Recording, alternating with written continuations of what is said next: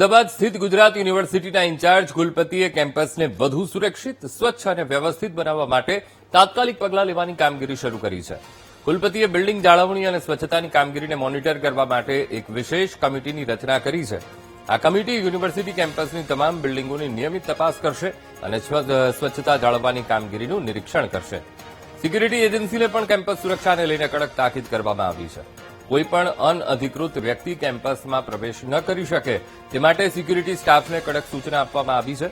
સાથે તમામ CCTV camera કાર્યરત છે કે નહીં તે અંગેનો વિગતવાર રિપોર્ટ માંગવામાં આવ્યો છે.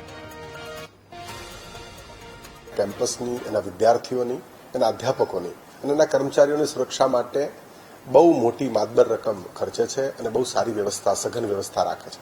છતાં પણ મારું આ 10 દિવસના સમયગાળામાં એવું ધ્યાનમાં આવ્યું, અને આમ તો 21 વર્ષથી આ સંસ્થામાં છું એટલે એવું ધ્યાનમાં આવેલું કે કેટલીક જગ્યાએ એમાં ચૂક દેખાતી હતી. એટલે ખાસ એવી તાકીદ કરવામાં આવી છે સુરક્ષા એજન્સીઓ જે અમારી જોડાયેલી છે એમને, જે એજન્સી છે એને, કે તમે એવી ખાસ બાબતની કાળજી રાખો અને સઘન સુરક્ષા રાખો કે કોઈ પણ બિનઅધિકૃત વ્યક્તિઓ, બિનઅધિકૃત વસ્તુઓ આ કેમ્પસમાં પ્રવેશે નહીં, અને એની સંપૂર્ણ જવાબદારી એમની રહેશે.